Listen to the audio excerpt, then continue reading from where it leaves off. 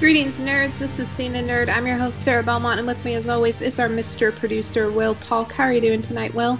Doing very well, Sarah. How you doing this Tuesday evening, actually? Yeah. Tuesday, yeah. It has felt like a Monday all day.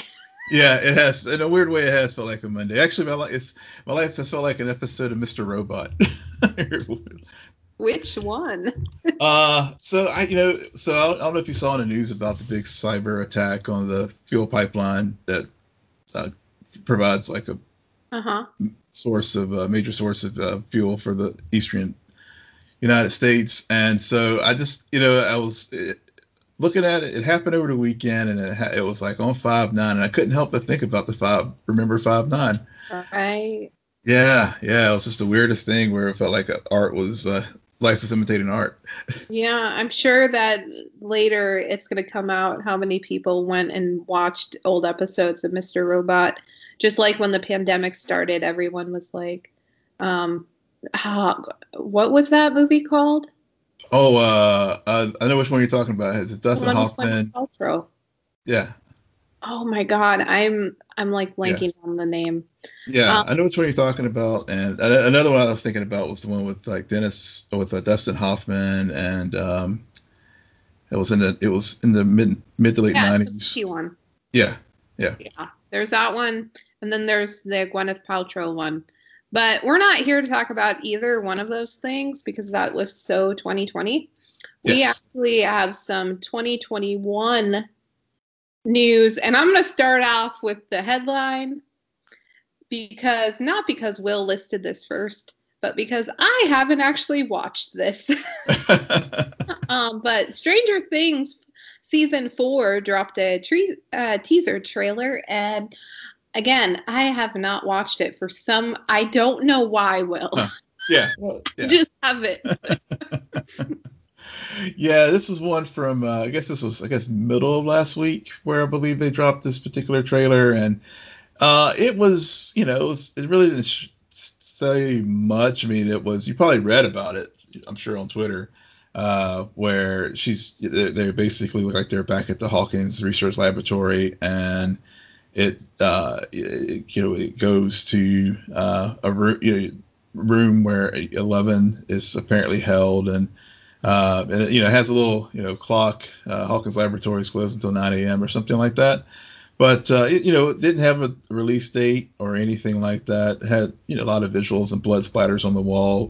Clearly a lot of things happened in that facility. And it was kind of set in that eerie tone that Stranger Things always has. But it was. But giving anything away as far as what happened with Hopper or anything more, it really didn't have much more than just trying to save 11.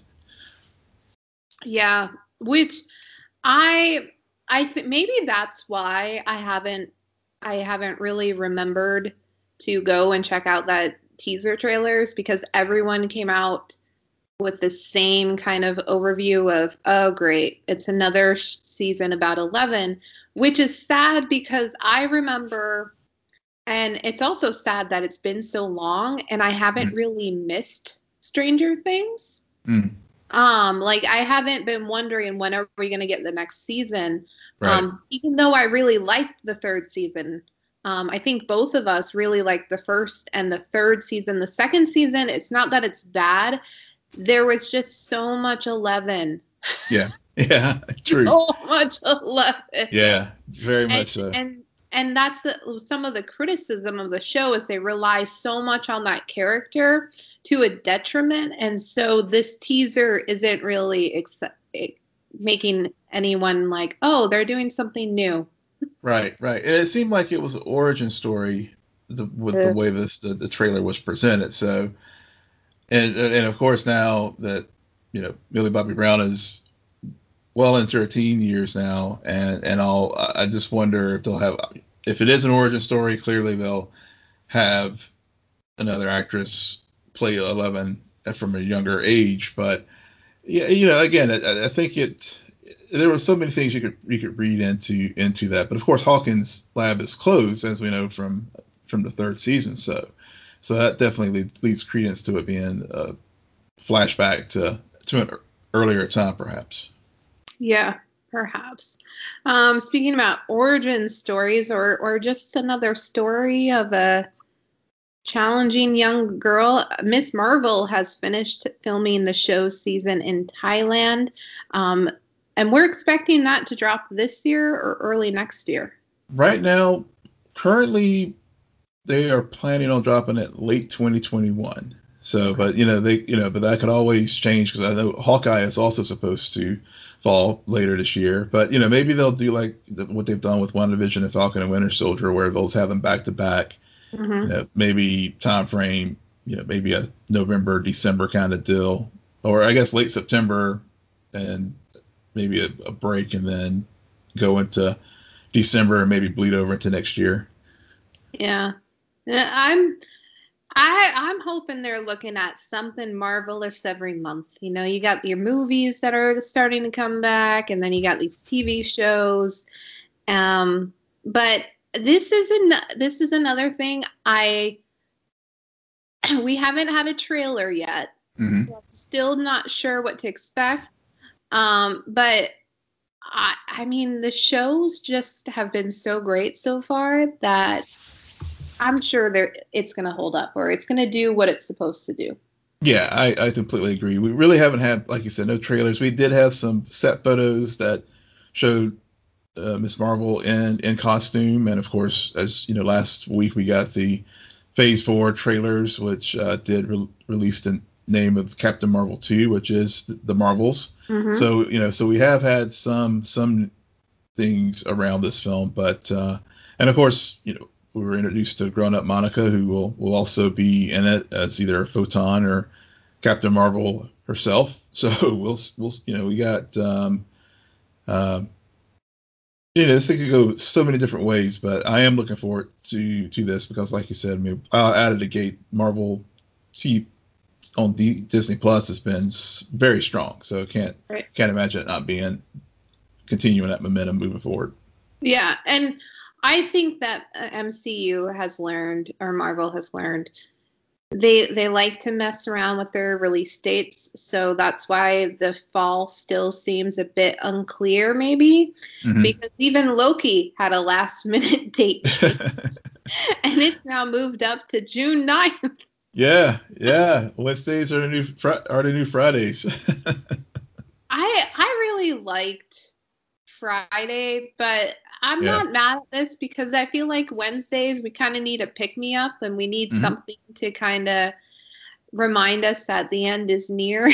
Yeah, and it gives it's like when I saw that I was like, okay, they move things up, and it wasn't unexpected, I guess, given, like you said, the way things have been moving around, and so I'm glad it didn't move it back any.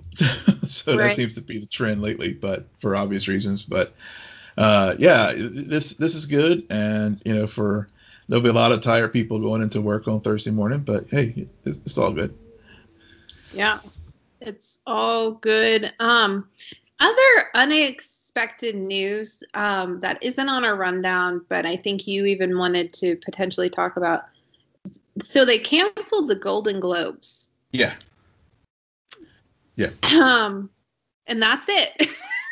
Yeah, they canceled the Globe and Globes, but it's been, I don't know if so earlier this year, there's been an ongoing controversy with the Golden Globes in particular, not having any, I think, black voters or writers represented in the Hollywood Foreign Press Association. And I think the former president of the association also made some very insensitive comments as well, and he was forced out of the organization. And things have just spiraled down quickly for them, and all the studios started pulling out of saying they were going to participate in the Golden Globes, and then NBC said we're canceling the show, and of course the Hollywood Foreign Press Association was like, oh, we're going to we have this timeline to fix things, but it wasn't enough for the studios, and even Tom Cruise returning his statues Right.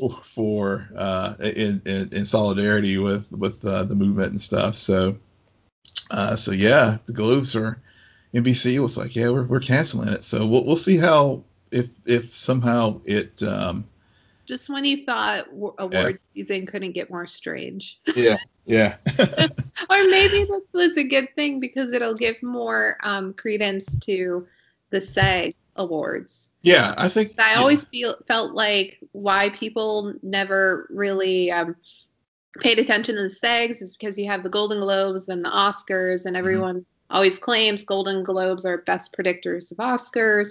So now maybe some of these other award shows can yeah I their think yeah exactly yeah you're right. I mean, SAG is one that given that it's one that is the winners are voted on upon by their peers, so it's definitely one of those things that should be higher up in the prestige factor than what it is at this point. Yeah.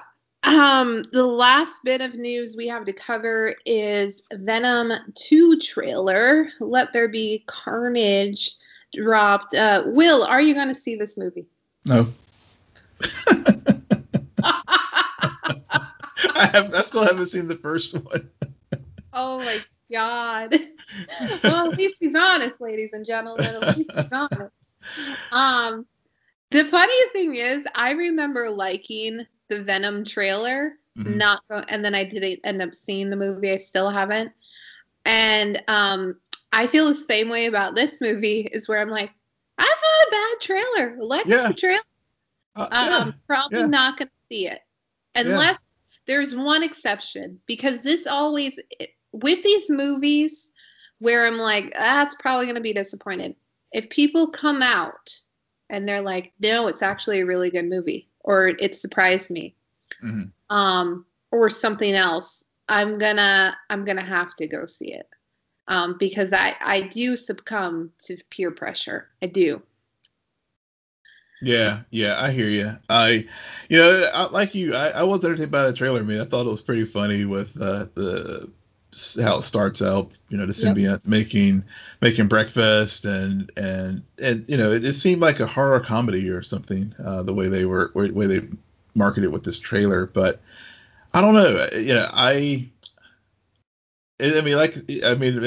And clearly the first film was very popular. I mean, it killed it at the box office and had a lot of positive buzz. But I've seen it come across TV, and I maybe watch. It's like, oh, there's Venom, and I just keep on going.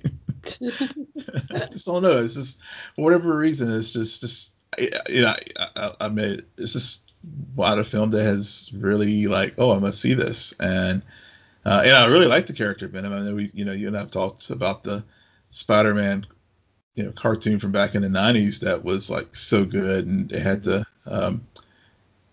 Parker and Eddie Brock and the Venom character in it. So I mean, I should be predisposed to like it, but I just haven't gotten around to it. Yeah, I still don't know if that casting of Tom Hardy is good or not. Yeah. It's so weird for me to see him in that, like, in a comic book role. But all right. So I'm glad we're on the same page about that. We might not. We like to surprise people. Stay tuned. We're not going to do a full roundup of CW heroes. I even intended to talk about Batwoman, and then I just realized I'd only made one note. Yeah, well, I think that you got the. I did watch it. I did too. I usually take extensive notes, and yet I'm like, where did Will delete my notes? No, I didn't. I didn't delete them. I saw it on the rundown, and I was like, oh, I didn't realize we were talking Batwoman this week. So. I guess, and it wasn't a bad episode. I mean, it wasn't a great episode, or not great. It wasn't like, oh my God, this is season changing. Right. The ending but it was pretty cool to see Charlie's Angels. That's what I'm going to call them. Yeah, that did get that vibe from the episode this week, and basically, one thing I am glad that they did not do was drag on the story too long about Sophie knowing that Brian is Batwoman. Right. I'm glad they resolved it, and actually the way that they handled it in the episode was actually very. I thought it was executed pretty well, and I did like that because it's like, okay, instead of, she basically kept trying to get this whole issue of trust and everything throughout the episode was discussed, and then of course they're in with Cluemaster's quiz show pressure, the game show set where he set up the pressure explosion to take out was intended for Sophie. But Sophie basically is like, look, you can stand there and be like, play dumb and act proud, or you can like call Luke and just get, reveal yourself as Batwoman. So I thought that was handled pretty well. And I'm back on the Alice, like, interesting thing again, just the way that she and the interaction that she had with Black Mask and White. Yeah. That's what I'm going to call her. Clear White Mask. Yeah. No, I agree. The ending really allowed us to see through fruition what they intended to do with this new version of Kate, not Kane. And we're starting to see things unravel. I mean, even Jacob storyline with Snakebite and is starting to get interwoven. So pieces are coming together. We'll see what happens as they continue on this journey. Do we know when this season's going to end?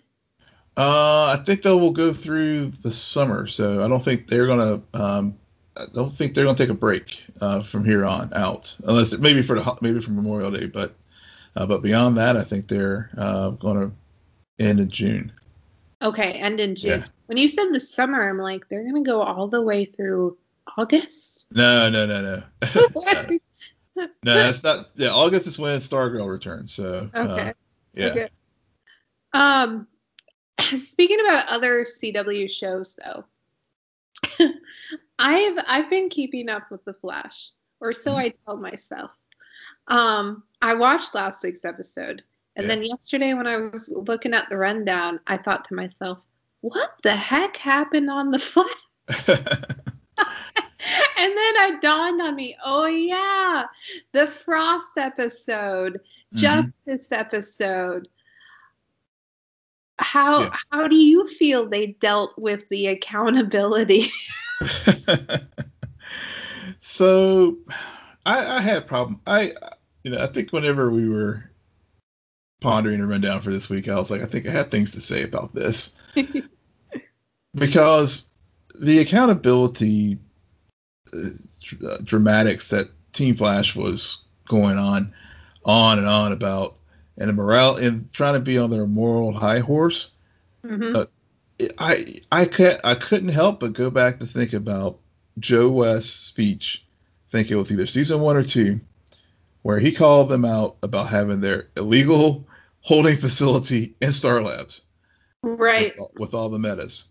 So it just. I mean, yeah, I know it's supposed to be growth, and I know that, Cisco developing the formula, I guess it was last season or season before to end the meta powers, kind of in some regards to me seemed like an extension of their little private prison. Right. So it just seemed to me that it was a situational morality here with Team Flash, because they clearly had no qualms about being a judge jury with all the metas before, but now all of a sudden, because it's Caitlin and Frost, Killer Frost, no, this is all wrong. So it just didn't land for me right with the way that episode was executed. Yeah. I would agree with you. It's very hypocritical, and again, the stakes has been a problem for this show since season 2. Yeah. Season 1 is still perfect. Mm. Season 2 stakes have been a problem. And so I think it was the other week where we were talking Flash and you brought up accountability and I was like, there's no way. and they kind of like, and I don't know what's more irritating. A clear denial and like, no, the judge found her innocent and so she goes. Mm-hmm. Or what they did where they basically said, we're going to meet you halfway. Mm-hmm. And we're going to send her away, but we're also going to make her feel like she's standing up for something because the cop doesn't get her way and seeing that we set a precedence, which I actually thought for a moment, if they do this, the rest of the season will be very interesting with this threat of mm-hmm. metahumans who are caught breaking the law or misusing their powers will then lose their powers. I thought that was a really cool twist on Central City, especially with how that could put Barry in a very vulnerable situation. And they didn't. They skirted around. And I'm like, well, what was the point? Yeah, they punted. They punted. And it was just so frustrating that they did that because, I mean, and I know the show is not necessarily supposed to be as deep as some of the other things that we've seen as far as the WandaVisions and The Boys and all that in the genre. But I mean, when you're at this juncture in your show and you've really monkeyed around with this character, not sure how you're going to handle Frost for now, multiple seasons. You're right. I mean, I hadn't thought of that, but it really, they did create a storyline that really could have addressed that moral issue as far as what do we do with these metas and what are consequences for when metas go bad. Right. And clearly if you do it through the court system, there is the due process of this. And so yeah, I think it was a real missed opportunity for them, story wise, because it seems that for now, Frost to go off to prison, and whenever they can figure out a way to bring the character back, I'm sure they will. And but for now, Danielle Panabaker gets a break from having to pull double duty in shows for at least the rest of I guess 7A. Yeah. But another thing too about stakes you mentioned, and I guess this has been, I mean, really, even though season 1 was perfect, from the outset when we saw that headline of the Flash disappears in the crisis, mm-hmm. They basically set themselves up in a box that has tripped them up from literally day one. Right. And so because in the ultimate, and you really Crisis on Infinite Earths crossover just clearly demonstrated that 1,000%, to use Winston A. Marshall's for folks who watch SEN or Blurs in the Hood know who we're talking about, is those stakes, because they always use a cheat code, and the cheat code in Crisis was Earth 90 Barry Allen, not right. Our Barry. And so, I always, when I saw that headline, I always thought that would be the ending of the series. Right. But instead, we had, they have done this over and over again. And so this, and the reason why I bring this up is it's just continued with this Frost episode last week. Yeah. And so that's just thematically how the show goes. And at some point, it's just like me as a viewer, and especially when you have so many other things out in the content out there now, where you, like we were just saying, need to step up their game. They really need to do that because it's gotten so predictable. Yeah, yeah, almost as predictable as other actor or as actors of the show kind of be like, yeah, this was fun, guys, but we're seriously going to leave now, as it was also came out that Carlos and Tom are officially leaving the show at the end of this year. Yeah. I mean, Carlos has been rumored to be leaving since season 4? Yeah. But now he's serious. Yeah. He's like, peace out, y'all. I'm done. Yeah, and Tom had already, I think he had already been reduced to recurring status going into season 7 to begin with. So yeah, so I guess it's time for that character to be retired as well. Yeah, all the Wells to be all the Wells. Yeah. So what about Black Lightning? What has been going on in Freeland? Yeah, so that show only has 2 episodes left this week after this week's. Yeah, so it's coming to a close. But and again, talking about certain things that seem repetitive, Jefferson and Lynn's fighting gets repetitive from time to time. But the real thing that was this week's episode was really good. I really enjoyed it because Tobias is now mayor of Friedland. But also so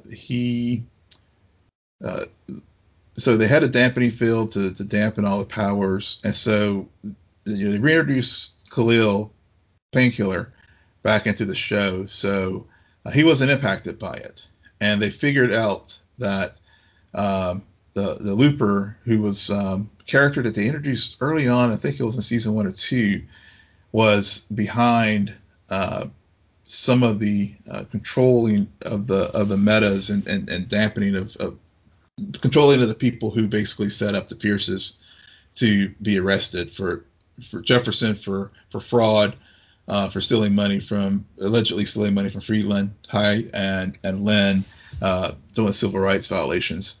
And so Jefferson revealed himself to the police officer who replaced Detective, his friend, and they figure out how to free the people from being controlled by the metas. So things are starting to fall apart. Jennifer,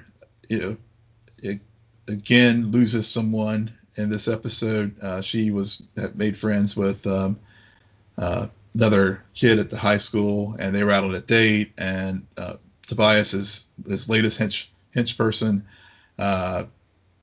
attacked them, and because Jennifer's powers are still kind of wonky because of the dampening field, one of the projectiles made it through her protective shield, and so of course first she had lost Khalil, and then now she lost her new boyfriend, but in the process of reviewing the street cameras, Tobias realizes that the reconstituted Jennifer or JJ as they call her, is actually Jennifer Pierce, and so of course it's setting up another show, probably a big showdown between Jennifer and possibly Tobias as we get closer to the finale.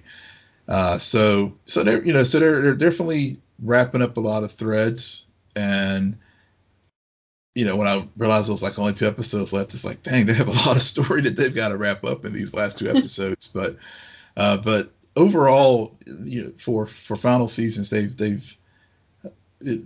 have done a good job of telling the story, keeping the show fresh and engaged, even though there's some moments that do seem repetitive. But overall, I've really enjoyed this season. Good.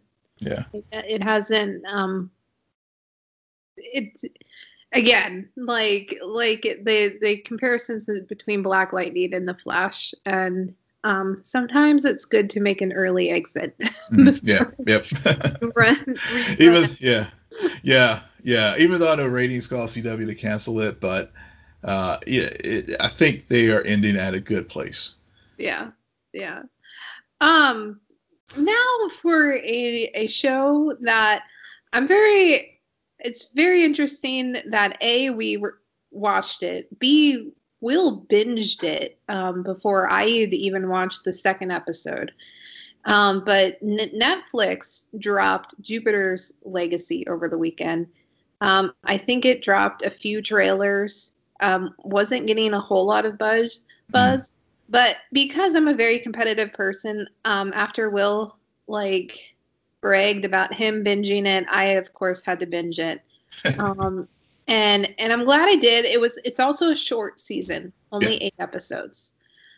And it definitely, what I appreciated about it was it knew from the very beginning where it was going.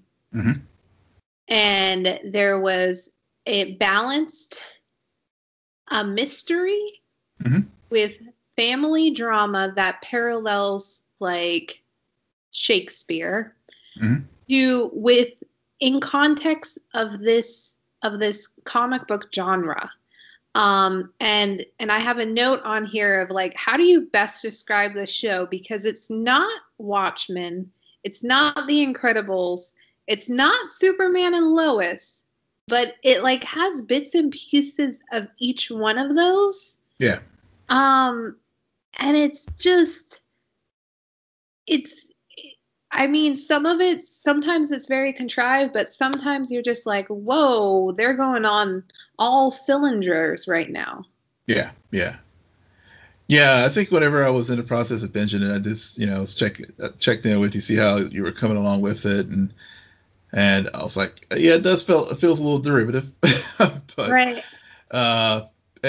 But you're right, it doesn't fit neatly into any particular box, and I know last week we talked about critic score versus audience scores, it's Rotten Tomatoes, and the critics killed it. I mean, I think it's like 38% now on Rotten Tomatoes, but the audience scores around 74-75%. So, I personally enjoyed it. I like I said it earlier before we recorded it. It did feel like a mystery, and I think that mystery was what kept me engaged. As far as trying to figure out what was going on with these characters, and in particular, Sheldon, who is the Utopian and lead in the show. Not so much in the modern day, but really the period when they went back to the 1929, and really exploring his origins and how he got powers. And what I liked about this show is they didn't do the typical superhero trope of some thing falling out of space or something, some kind of thing.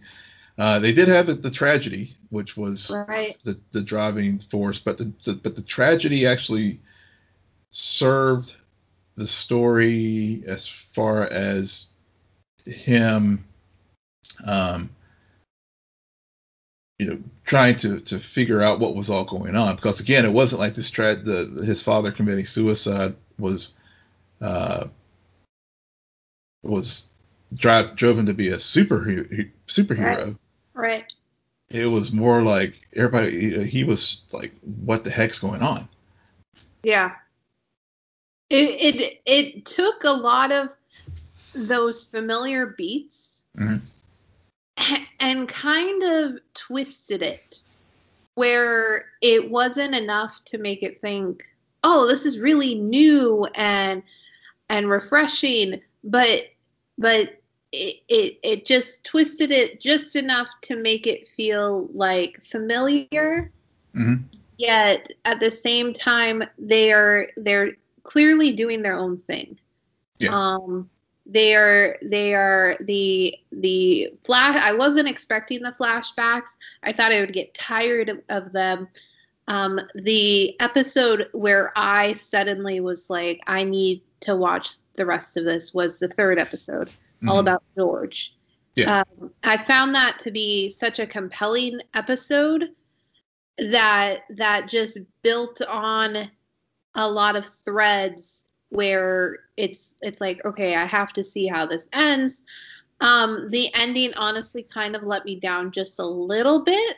Yeah. Because I'm not sure if I liked what they did, but I am excited to see the next season because I do have a lot of questions. Oh, yeah. Josh Duhamel. It is so weird because during the first episode, I'm like, okay, I know Josh is old. Like, he's getting up there. He's not that old. That clearly must be makeup. And then when they started doing the flashbacks, I'm like, oh yeah, that's makeup. And then it just felt weird. Yeah. Like, I don't know how to take this. Like, he does a decent job of I like especially all of the scenes with his daughter. Yeah.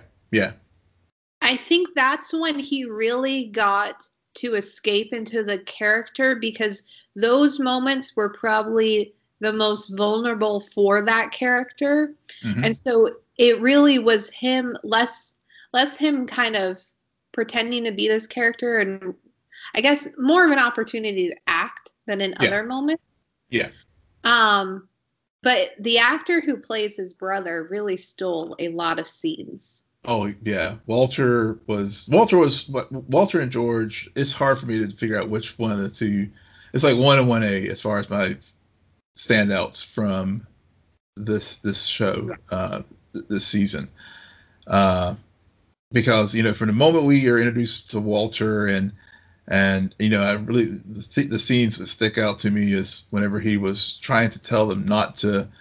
Now's not the time to invest because. Really need to save their money and stuff, and then seeing how their father, played the Walter and Sheldon off of one another, really established that dynamic, so that whenever we did get that ending, at the end of the first season, it provides even some deeper context for that, and I guess obviously it was probably telegraphed, but I was really, as I was watching the series, I really enjoyed that Walter dynamic with Sheldon, and also just learning like the character Brainwave. And of course, every time I heard Brainwave, I did get a little thrown off because I was thinking Stargirl. It's like, is there a Brainwave in like DC Comics too? But which is funny because I didn't make that connection for some reason, but I definitely was thinking to myself, I'm like, this is pretty much Justice America or whatever they call themselves. Yeah, the JSA. JSA. It felt very similar. Yeah, I totally got the whole JSA vibes. With the I guess the union, I guess they call themselves. Union. Yeah. Which is, I think, another clever thing they did is the writers really did this thing where I feel like in the first episode they almost zoomed in on this one hero, his wife and his kids and their power. And then as the story progressed, you slowly start to realize, no, this is a leak. Yeah. There are other people who are affected. They have this whole society is used to people with powers. The only thing though is that as society has evolved with this, the good has evolved and so has the evil. And as time goes on, that morality issue, which is another trope that we've seen played out, do you kill the villain or do you bring the villain to justice? Which the ending of the first episode, I was like, oh, they went all in on that. Yeah. Whoa. Yeah. Very intrigued, because that's one of it's a trope, but it's a good one that I think it was like an onion where they're just like, no, this is way more. And it goes beyond just Sheldon. It goes beyond just Sheldon's family. It's this entire world that's going to be affected by these choices. Yeah, I think, you're right. That was probably, I know some critics were like that going deep on the code issue and the morality play was one that's been done a lot in the genre for sure. And and even in story, they had the famous line from Spider-Man, which I kind of I laughed at, but they did say, look, we're going to take this on. And then when as the story did unfold, and to your point, I felt Josh was very wooden when he was talking about the code. Right. It just felt very hard, but to get through those scenes a lot of times. Yep. But at the same time, the way I thought they used a generational change in a way that serviced the story well, and it was very clear about what they were trying to achieve in the story. And at the end of the day, I felt that was just a MacGuffin that was just sort of there, right, to get things as to sort of to keep things moving. But I didn't. I mean, yes, I felt yes, it is a core part of the show, but like whenever you see the Union from Generation 1.0 evolve, other members of it, like Sheldon's wife, Lady Liberty, she was like, oh, we got to change. Fitz, the I can't remember his character's name. Fitz is his name. I can't remember his superhero name, but he was telling his daughter, he was like, yeah, we got to change. We have to change. We need, in order, the criminals, the bad guys are doing it, so we need to do it too. Right. But I just felt that when Utopian was talking about the code and stuff, it did slow things down. Right. I agree. I think nobody likes the hero to be like almighty and godlike, and I can do no wrong, and this is the right way, and I say it's the right way. And I guess why I was still okay with it was because I liked how they then took characters and placed them in those situations where that episode where one of the heroes dies in Lady Liberty's arms. Oh yeah. And then she kills. Yeah. And I was just like, oh, they went there. Yeah.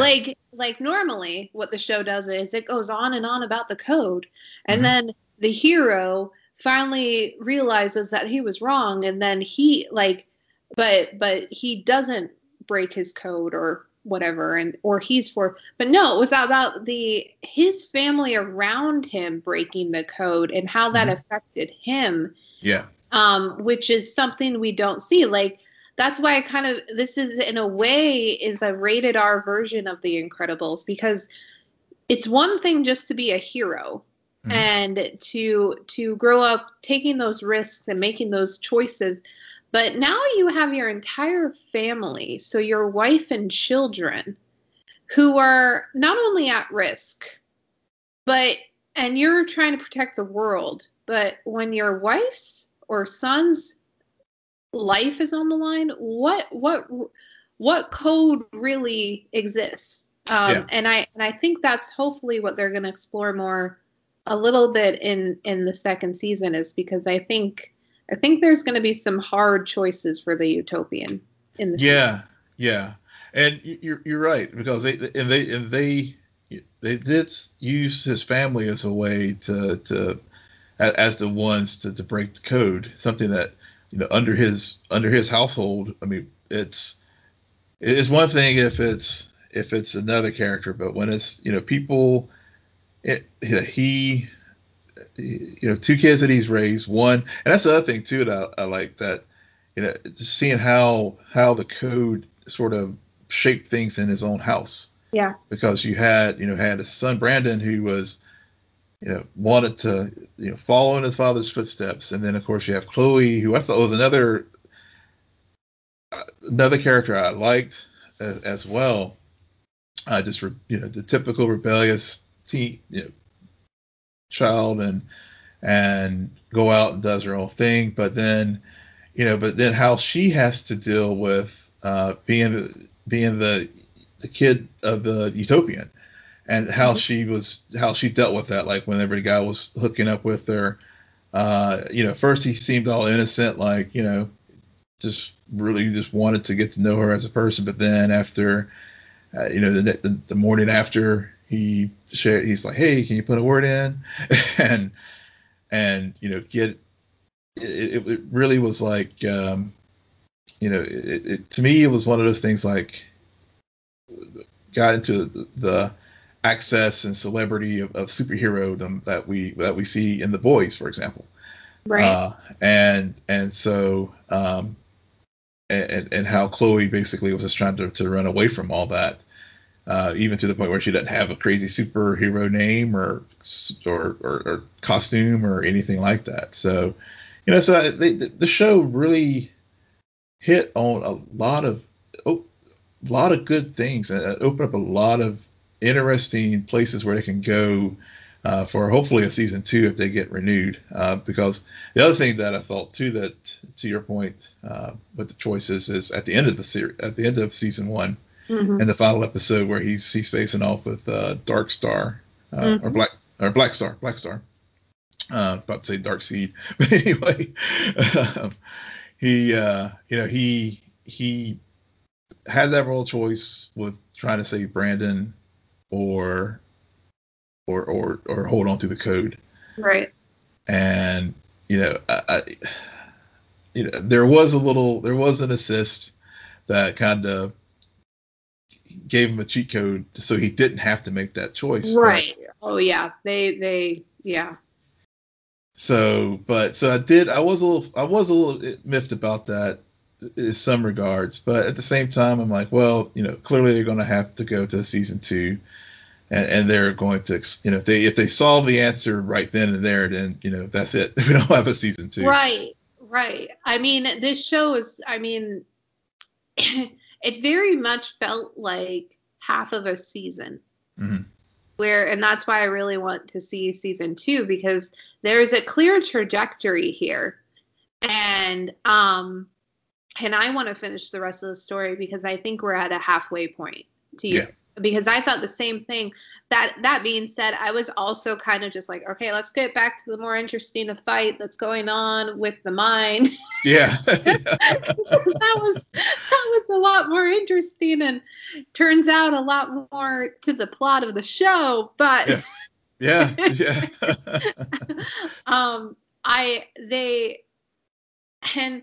And that, to some degree, is what I really liked about the finale, is that it tied up just enough loose ends while leaving so many more doors open. Oh, yeah. Because, we keep talking about mystery and how the show really did a good job with mysteries, and why I think I like George's character so much is because we hear about why he's not around in present day. Mm-hmm. And I was kind of surprised that we didn't get an entire flashback or more information about everything that happened. Right. And I'm sure that's to come in season 2. And I really want to understand, especially with some of the reveals that are spoken about during the finale. And you're just like, okay, wait, what? Yeah. Okay, I need to have everything actually shown. Yeah, show me now. Yeah. Let me make sure I understand correctly what happened. But yeah. I like how they made you think it would be one mystery, and then said, no, we're not here to tell that story quite yet. Right. But we're glad you're intrigued. Yeah.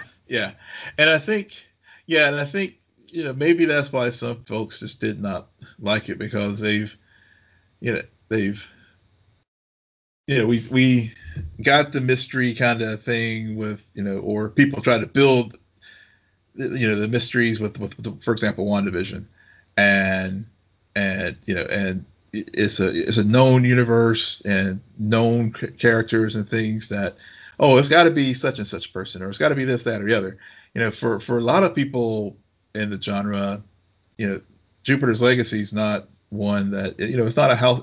For many folks, it's not a household story, right, or known quantity. Even though a lot of people do know about it. And I did see where because of this show, the back issue prices have gotten inflated a bit as far as people want trying to learn more about it. But I think given that they opened so many doors with the show and really opened a lot of doors as far as storylines, it really I think this first season was all about the setup. And like you said, it felt like almost like half the season, and we just got to the mid-season finale, and then we'll come back and get the rest of the story when they come back for season 2. Right. Yeah. Well, on that note, Will, why don't you tell our listeners where they can find you? Yes, you can find me at Will M Polk. That's WILLMPOLK. And you can find me at SJ Belmont, SJBELMONT. Please follow our crew on Twitter at SNN Nerd, friend us on Facebook, follow us on Instagram, but most importantly, rate, subscribe, comment on Apple Podcasts, Spotify, YouTube, Google Podcasts, or wherever you get your podcasts. Good night, Geek Out. You're welcome.